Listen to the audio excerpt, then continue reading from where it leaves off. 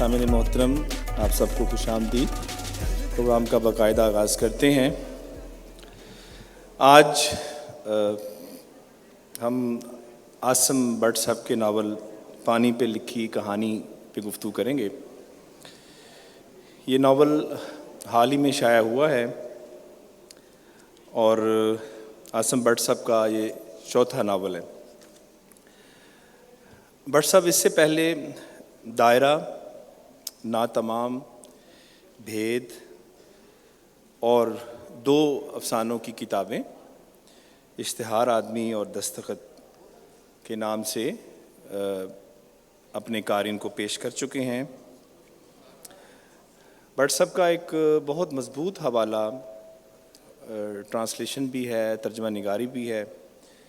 उन्होंने काफ़का और बोरखेस को उर्दू में मुतारफ़ करवाया और इस हवाले से कह लें कि उन्होंने काफ़का और बोरखेस पे अवलीन जो बहसें थीं टेक्स्ट मतन के हवाले से उन्होंने यहाँ पेश की। इसके अलावा एक अंग्रेज़ी उनकी ट्रांसलेशन भी है, टेल ऑफ 4 सेंट्स के नाम से, किस्सा 4 दरवेश। भट्ट साहब की एक मशहूर किताब 100 अजीम आदमी तो आप सब जानते होंगे, बहुत मशहूर हुई और कई इसके एडिशन जो हैं वो शाया हो चुके हैं। बहुत सा काम भट्ट साहब ने अभी ज़ेर तबा है, अभी आने वाला है।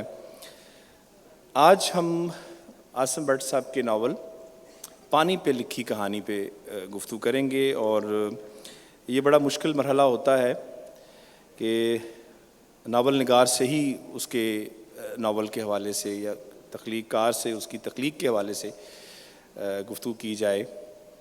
और हम कोशिश करेंगे कि भट्ट साहब यानी जो तख्लीक कार है वो बतौर कारी वो अपने फ़िक्शन को किस तरह देखता है और तख्लीक कार जो है वो उसको किस तरह साथ लेके चल रहा है।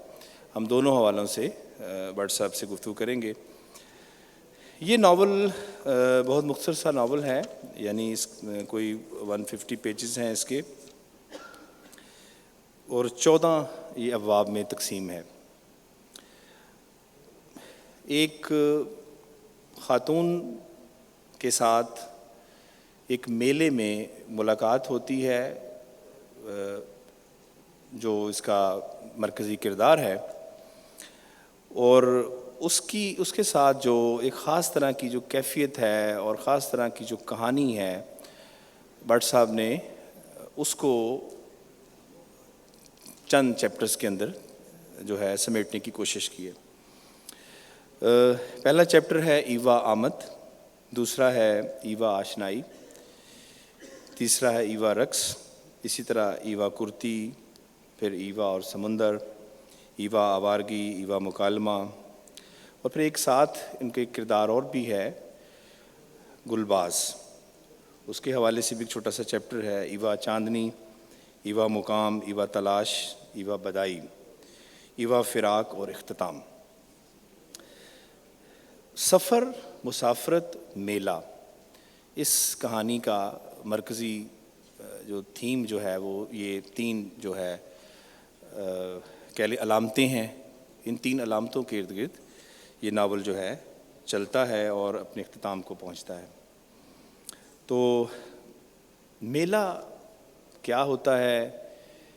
मेला मेल से है, लेकिन मेला बहुत मुख्तसर भी होता है, बहुत जल्दी ख़त्म हो जाने वाला होता है।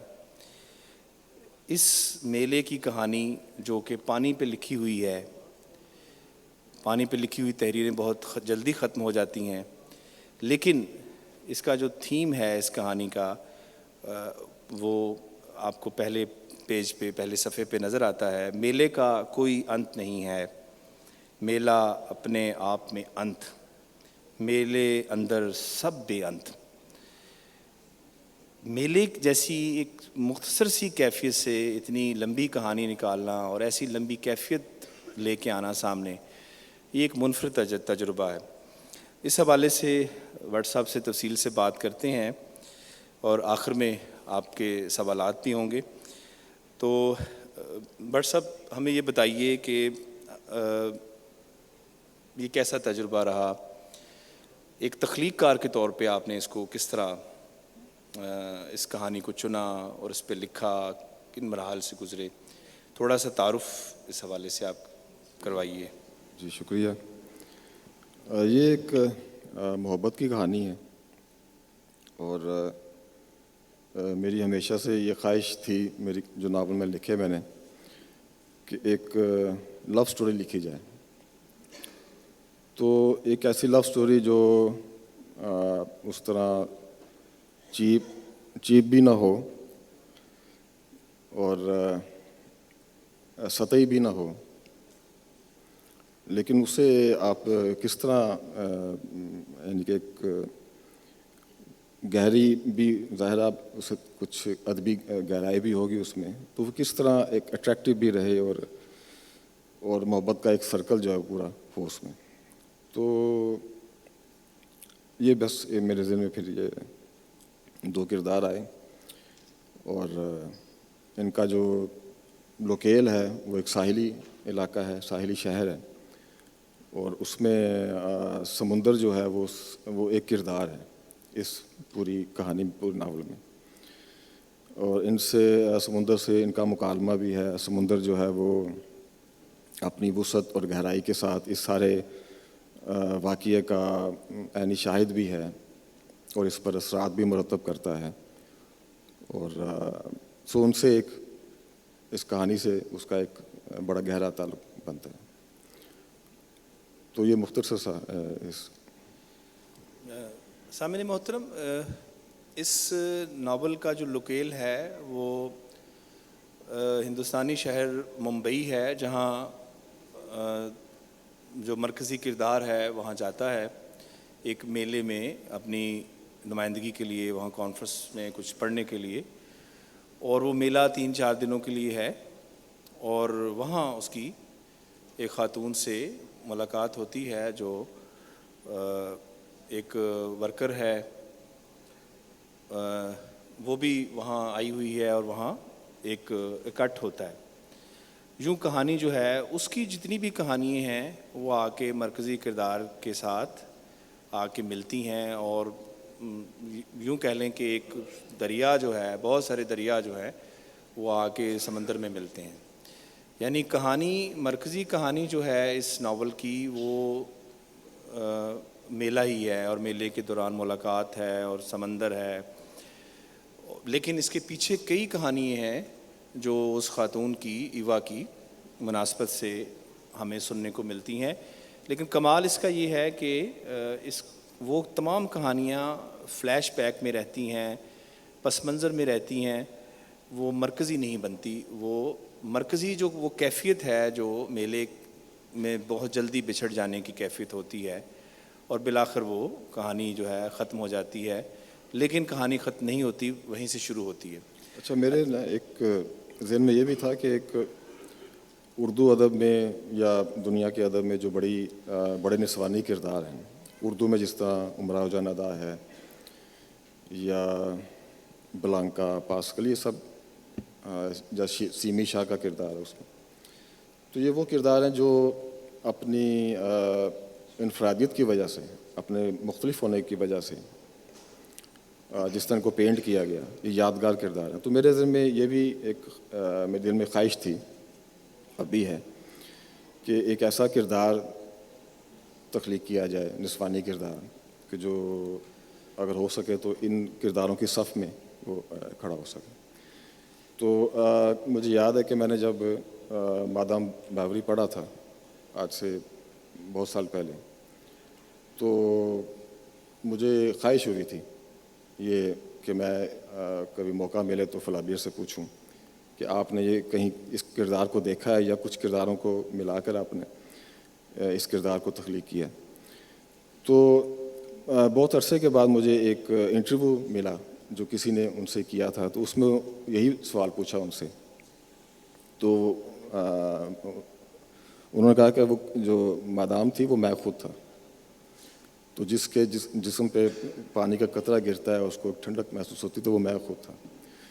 تو وہ یہ نسوانی کردار بننے کے لیے یا کوئی بھی کردار بننے کے لیے آپ کو اس کے جو انر ڈائلما ہے اس میں سے گزرنا پڑتا ہے، اس کردار کو جینا پڑتا ہے. تو یہ بھی میری خواہش تھی کہ میں اس طرح کردار لکھوں. تو اسی خواہش کی ایک تعبیر یہ بھی بنی ناول کی صورت میں. اچھا بٹ صاحب، آج کا جو ناول ہے وہ جسے کہتے ہیں کہ وہ انتشار کو، ٹائم کی جو ڈسٹورشن ہے اس کو پیش کر رہا ہے، یا پلاٹ کے بڑے منفرد تجربات ہو رہے ہیں. تو ایسی صورتحال میں آپ نے ایک فلیٹ ناول دیا ہے، وہ کہ اس طرح کا فلیٹ نہیں ہے کہ کہانی سیدھی سادھی کہانی ہو. تو آپ اس کو کس طرح دیکھتے ہیں آج کی اس صورتحال میں کہ کہتے ہیں کہ جی پیچیدگی بہت ہے، نفسیاتی گرہیں جو ہیں وہ اتنی الجھ گئی ہیں کہ انسان جو ہے وہ اپنا آپ دکھانے میں ناکام ہے، تو سیدھی سادھی کہانی میں نہیں پیش ہو سکتا آج کا منظر. اس میں یہ بات ٹھیک ہے کہ دنیا میں جو ناول لکھا جا رہا ہے اس میں اتنے متنوع تجربات ہو رہے ہیں کہ اس کی انہوں نے صورت بدل کے رکھ دی. تو اس طرح کے تجربات کی ہمیں بھی ضرورت ہے، لیکن ہمارے اور اس کلچر کے جو آپس کی جو انڈرسٹینڈنگ ہے، آپس کی سے مراد کے جو ہمارے بارے میں، اور لوگوں کے بارے میں، کائنات کے بارے میں جو ایک انڈرسٹینڈنگ ہے اس میں بڑا فرق ہے، گیپ ہے. سو ہوتا یہ کہ آپ تجربہ کرتے ہیں اور اس کے لیے اس طرح وہ پکا نہیں ہو پاتا، یعنی آپ اس طرح بلاغت کی اس سطح پہ نہیں ہوتے. تو جس طرح ہم نے علامتی ادب کا تجربہ کیا کہ اس میں بہت سے اچھے لوگ سامنے آئے، لیکن وہاں کے جو حالات تھے جس میں کہ وہ پک کے تیار ہوئے تھے، اس میچورٹی کی بلاغت کی سطح پہ آ گئے تھے کہ وہ اس تجربے کو کرتے اور اس میں زندگی ڈالتے. تو ہمارے ہاں جو تجربات ہو رہے ہیں وہ اس ضرورت کے تحت ہو رہے ہیں کہ آپ کوئی نئی بات کریں، منفرد بات کریں، کیونکہ لکھنے والے کے سامنے ایک سوال یہ بھی ہوتا ہے کہ آپ محض اظہار ذات تو نہیں کر رہے، آپ کیا کنٹریبیوٹ کر رہے ہیں. جس روایت سے آپ کا تعلق ہے، اردو کی روایت سے ہے، جس بھی زبان کی روایت سے ہے، تو اس میں آپ کی کنٹریبیوشن کیا ہے. تو وہ پھر طے آپ کو خود کرنی پڑتی ہے، ورنہ تو پھر وقت خود کرتا ہے یہ باتیں. تو اب یہاں جو تجربات، میں خود بھی اس میں شامل ہوں ان لوگوں میں. میں نے اپنے ناولوں میں، بھید میں شاید آپ نے، بید میں بھی میں نے تجربات کیے. مجھے خود شوق ہے اس کا اور نئی بات لکھی جائے. لیکن ہمارے جو اس کچھ عرصے میں جو سینئرز کے ناول چھپے، جو ہمارے ہم عصروں کے ناول چھپے، تو مجھے یہ احساس ہوا کہ آج ہمارے اپنے معاشرے میں جو اردو کی ایک صورتحال ہے، اردو ادب پڑھنے کی جو ایک لوگوں میں جو ایک ہے دلچسپی ہے جتنی، وہ بھی غور کرنے کی ضرورت ہے اس پر بھی کہ ہم میں تو یہ سمجھتا ہوں کہ جتنے بھی ہمارے اردو کے لکھنے والے ہیں ان کی اپنی جنریشن جو ہیں، بچے جو ہیں، وہ انگلش میں زیادہ ان کا رجحان ہے، ان کی تعلیم بھی اسی میں ہو رہی ہے.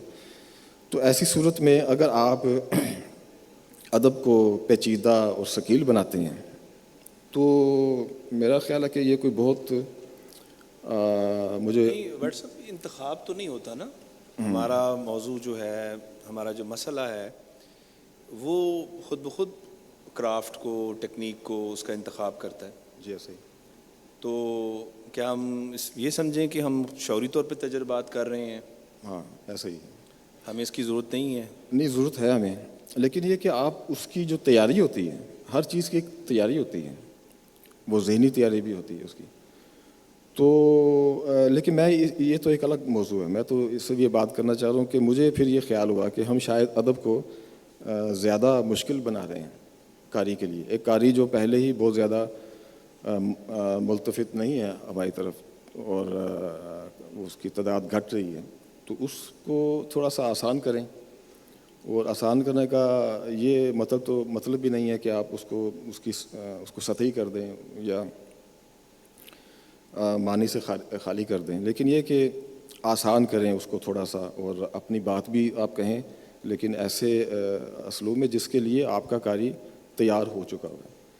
اب یا تو آپ اسے، اب جو قاری کی تیاری ہے وہ بھی ایک الگ ایشو ہے، اس پہ بھی الگ سے بات ہو سکتی ہے. قاری کی تیاری بھی اس طرح نہیں ہے، تو ادیب کو تو تیار ہونا چاہیے نا اس ساری باتوں کے لیے، کہ آپ دیکھیں کہ آپ کا جو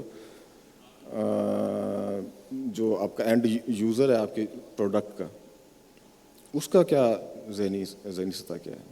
تو کچھ یہ وجہ بھی تھی. پھر میرے اپنی خواہش تھی کہ اس ثقالت بھرے ماحول میں آپ ایک کوئی تھوڑی سی آسانی بھی، تازہ ہوا کا جو کوئی آسان بات بھی کریں. ہاں آسان بات بھی ہونی چاہیے. اور پھر یہ کہ ایک اور بات ہے کہ محبت ایک ایسا موضوع ہے کہ جس کو ہر کوئی پسند کرتا ہے، لیکن اس پہ لکھنا میرا خیال ہے بالکل ایک الگ سکل ہے. ہر اچھا لکھنے والا ضروری نہیں کہ وہ محبت کے موضوع پہ لکھ سکے، ایک رومانس لکھ سکے. تو یہ ایک الگ سکل ہے. اچھا، یہ ویسے جو خاتون ہے اس میں جو ایوا ہے،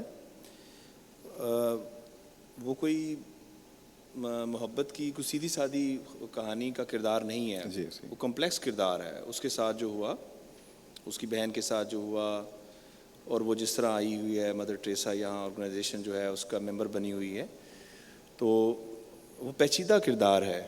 آپ نے اس کو شاید کھولا نہیں یا بہت سا قاری پہ چھوڑا ہے. وہ اپنے اس سارے ٹراما کو بھلاتی ہے. بھلانے کے بعد وہ محبت کی ایک فضا کم از کم اس فضا میں آتی ہے. اچھا بٹ صاحب، یہ 3-4 علامتیں میں اس کو نوٹ کر رہا تھا. سفر، پھر بس کے ذریعے سفر، پھر سمندر ہے، اور پھر میلہ بذات خود ایک علامت ہے.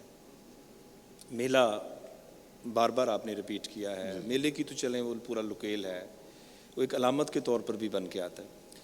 تو کیا یہ شعوری کاوش ہے یا اس آپ نے اس ایک فلو میں کہانی کے روانی میں آپ نے سب چیز علامتیں بنتی گئیں؟ دیکھیے، جسے ہم کہتے ہیں نا کرافٹ جسے ہم کہتے ہیں، اس میں شعوری غیر شعوری چیزیں ملی ہوتی ہیں. تو ہوتا یہ کہ جب آپ، وہ میں کچھ دن پہلے کسی دوست سے بات کر رہا تھا، تو اس نے کہا کہ جی استاد رضا علی خان صاحب تھے، تو انہوں نے کہا کہ ایسا گایا جائے کہ وہ سنویے کو وہ لگے کہ یہ کوئی بات ہی نہیں ہے، اس کو اتنا آسان کر کے گایا جائے. تو اس میں پھر آپ کو اپنے جو پلانز ہیں، جو آپ رائٹنگ پلانز ہوتے ہیں یا خواہش جو ہے، وہ آپ اس طرح اس کو پیش کرتے ہیں کہ وہ لگتا نہیں کہ یہ آپ نے اس میں کوئی بہت زیادہ کوئی پیچی. لیکن جب آپ وہ خود کا کوئی کام کرتا ہے، وہ پڑھنے والا ہے، سننے والا، اس کو اندازہ ہوتا ہے کہ اس میں کتنی پیچیدگی ہے. تو اس میں جو 4 علامتیں آپ نے بیان کی ہیں، مجھے تو میلہ، چونکہ اب دیکھیں میرا تعلق پنجاب سے ہے اور پنجاب کے اس شہر سے جو میلے ٹھیلوں کی حوالے سے بہت تو میلے کی ہماری ایک اور بھی معنویت ہے. ایک اجتماع کے ساتھ ایک اجتماعی تجربے میں شامل ہونے کا ایک عمل ہے کہ آپ میلے سے مراد ہیں کہ آپ اپنے آپ کو مائنس نفی کرتے ہیں، جو کہ فکشن نگار کا بنیادی ایک ہوتا ہے طریقہ کار، اور پھر آپ اس اجتماع کا حصہ بن جاتے ہیں. یعنی قطرہ جو ہے سمندر میں شامل ہوتا ہے تو وہ سمندر بن جاتا ہے. تو اس اجتماعی تجربے میں شامل ہونے کا عمل جو ہے وہ میلے کے یا ایسے اجتماع کی صورت میں ہی ممکن ہے کہ جس میں شناخت مسئلہ نہ ہو. تو میلہ اس لیے کہ اس میں وہ 2 لوگ ہیں اور باقی کسی کی شناخت نہیں ہے. دو کردار ہیں، اس کے علاوہ باقی جو محض ایک جس طرح ایک بیک گراؤنڈ کا ایک منظر ہوتا ہے، اس طرح ہے. تو ایک تو اس کی یہ معنویت بنتی ہے. پھر سمندر کا میں نے آپ سے ابھی ذکر کیا، تو سفر کی بھی ایک سفر تو ایک وسیلہ بنتا ہے آپ کا میلے تک پہنچنے کا، اور پھر اس میں کچھ میں نے اپنے سفر کے حوالے سے بھی کچھ لائنیں لکھی ہیں، وہ بھی کہ سفر تو آپ کے اندر بھی ہو، باہر نہ بھی ہو رہا ہو تو وہ آپ کے اندر جاری ہوتا ہے۔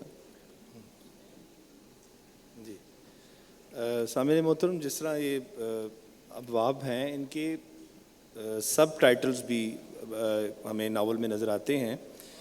جیسے پہلے باب کا سب ٹائٹل ہے سفر کا آغاز ہوتا ہے نہ اختتام، اسی طرح دوسرا ہے سفر باہر ہو رہا ہے یہ تو اندر بھی جاری ہے، تیسرا ہے سفر کرو تاکہ پہچانے جاؤ، چوتھا ہے سفر ہی سفر کی وجہ ہے اس کا حاصل بھی، سفر دائرہ ہے، سفر تب بھی ہو رہا ہے جب مسافر تھم جائے، اچھا اسی طرح جہاں وہ ہے وہاں چاند نکلتا ہے، سفر میں رخصتی سفر کے لیے روانگی، جو شے باقی رہتی ہے وہ سفر ہے نہ کہ مسافر، میلہ ختم ہو جاتا ہے سفر جاری رہتا ہے۔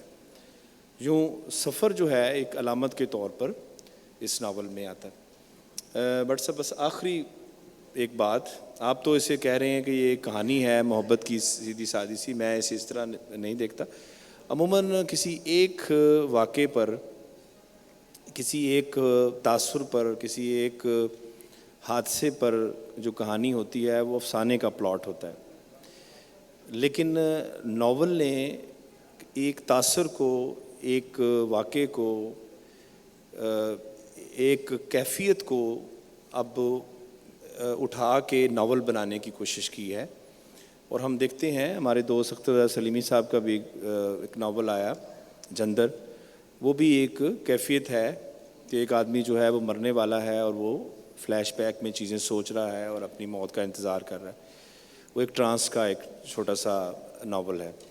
میں اس کو اس ٹیکنیک کا ناول ہی سمجھتا ہوں کہ اس کے اندر اسے منیملزم جسے کہتے ہیں یا اختصاریت کہتے ہیں، کہ آپ کسی ایک ایونٹ کو، کسی ایک تاثر کو ایک ناول کی شکل میں بنائیں اور پیچھے دکھائیں کہ اس کے پیچھے کیا واقعات ہیں، وہ ایک سمندر کی طرح اس کے پس منظر میں موجود ہیں۔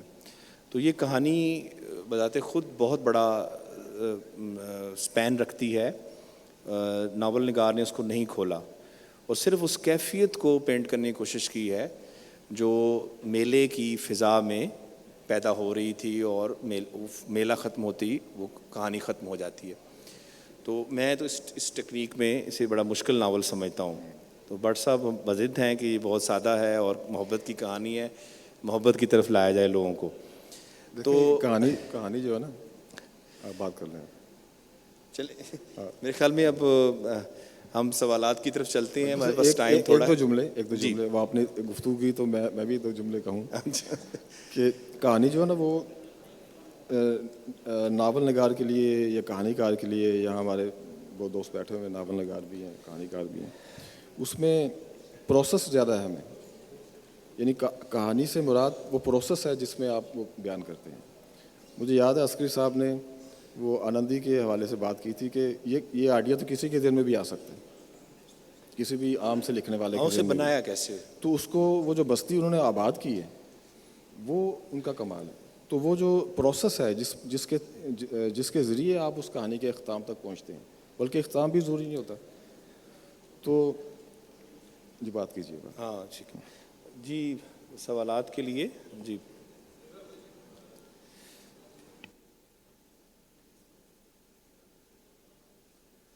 جی آپ دونوں احباب کی گفتگو جو ہے اس کے بعد مجھے خود پر بڑی حیرت ہوئی، اس لیے کہ یہ ناول پڑھنے والے جو اولین قارئین ہیں ان میں سے ایک میں بھی ہوں۔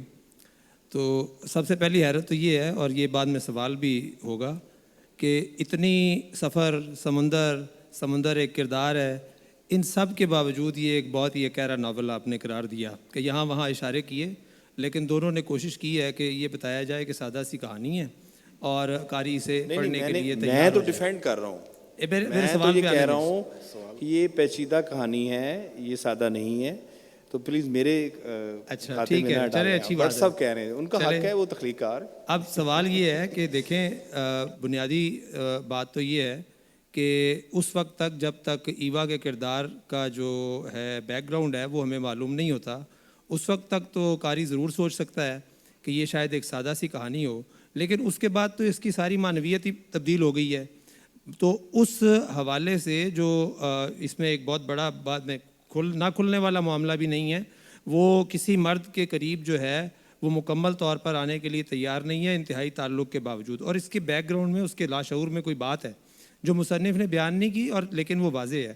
جو جس وجودی کرب سے وہ کردار گزر رہا ہے وہ سارے ناول میں موجود ہے. پہلی بات تو اس کی وضاحت کریں کہ اس حوالے سے جو ہے وہ آپ نے جو ضرور فوکس کیا ہوگا، اگرچہ آپ نے اندازہ نہیں ہونے دیا. دوسری بات یہ ہے کہ آپ کے ناولوں کا لوکیل جو ہے، آپ ایک لوکیل میں پھنسے ہوئے رائٹر تھے ایک طرح سے اگر کہنا چاہیے، اور اسی میں سہولت بھی ہوتی ہے. اندرون لاہور کا لوکیل جو ہے آپ کا پسندیدہ لوکیل تھا، اس سے باہر نکلنا بہت مشکل تھا. آپ نے اس سے باہر نکل کر یہ ناول لکھا ہے اور بہت ہی کامیابی کے ساتھ لکھا ہے. اس کنسٹرکٹ کو توڑنا جو ہے وہ آپ کے لیے کتنا مشکل تھا، یہ میرا دوسرا سوال ہے. اور تیسری بات یہ ہے کہ اس ناول کی زبان بھی آپ کے باقی دوسرے ناولوں کی نسبت بالکل مختلف ہے. یہ شعریت سے بھرپور فن پارہ ہے، اور اس کے بہت سارے حصے ایسے ہیں جو نثری نظم لکھنے والوں کی رہنمائی کے لیے بھی بہت اہم ثابت ہو سکتے ہیں. بہت سے نثری نظم لکھنے والوں کو چاہیے کہ اس ناول کے بہت سارے مکالمے اور ان میں جو لکھی گئی نثری نظمیں ہیں انہیں پڑھیں.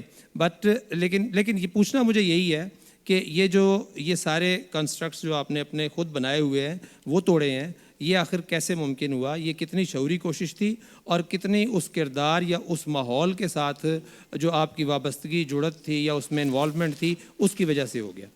بہت شکریہ. شکریہ سعید صاحب، آپ نے تو کچھ ایسی باتیں بھی مجھے بتائیں کہ جو ہمارے علم میں نہیں تھیں اس ناول کے حوالے سے. اس میں نہیں، اس کے لیے بھی شکریہ کہ آپ نے اتنے غور سے پڑھا اسے اور آپ نے اسے پسند کیا. بس یہ کہ آپ جب بھی کوئی نئی چیز لکھتے ہیں، چاہے وہ کہانی ہے، نظم ہے، غزل ہے، تو اس میں ایک تو آپ کا ایک ذہن میں یہ ہوتا ہے کہ آپ اپنی جو کیفیت ہے، اپنی ذاتی آپ کی باطنی یا ظاہری، اس کو بیان کریں، اپنا اظہار ذات کریں. لیکن میرا خیال ہے کہ ایک سطح پہ آپ پھر خود سے ہی سوال کرنے لگ جاتے ہیں، آپ خود کو ہی کٹہرے میں کھڑا کر دیتے ہیں کہ آپ یہ بات کر کے کیا کوئی تیر مار رہے ہیں، یعنی کہ کیا آپ نے کوئی نئی بات کی ہے. تو نئی بات کرنے کا جو ایک سوال ہے وہ میرے خیال میں ہر لکھنے والے کو اپنے آگے دیوار پہ لکھ کے لگانا چاہیے، تاکہ وہ جب بھی لکھنے بیٹھے تو پہلے اس کو پڑھیں، اس سوال کو.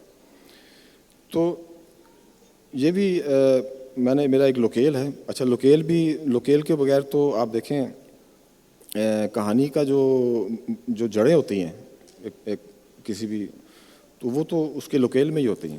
سو لوکیل وہ چیز ہے جس پہ پھول اگتا ہے، خوشبو تو بے زمین ہوتی. تو لوکیل بہت اہم ہے، فکشن نگار کے لیے بہت اہم ہے. اور اس لیے میں نے وہ اپنے جو لکھے ناول یا کہانیاں وہ ایک خاص لوکیل میں ہے. لاہور کا لوکیل ہے، اندرون جو ثقافت ہے اس کا وہ لوکیل ہے. لیکن میری اپنی یہ خواہش بھی تھی کہ اس لوکیل سے باہر نکل کے میں کوشش کروں کہ کسی نئی جگہ پر مکان بنایا جائے، آباد کاری کی جائے. تو کس طرح، کس حد تک ممکن ہے. تو یہ بھی ایک کوشش ہے کہ جس طرح آپ نے کہا کہ وہ کسی حد تک کامیاب رہی، تو یہ بھی ایک وہی ہے سوال کا جواب کہ آپ کیا اپنی ہی روایت میں، ایک تو آپ وہ روایت ہے جس سے آپ جڑے ہوئے ہیں، ایک آپ خود روایت قائم کر رہے ہوتے ہیں اپنے کام کے ذریعے. تو اسی میں آپ نے کیا نئی بات کی یا تبدیلی کی. تو جی آپ بس ہمارے پاس 1-2 منٹ ہیں جی، پلیز آخری سوال اگر آپ.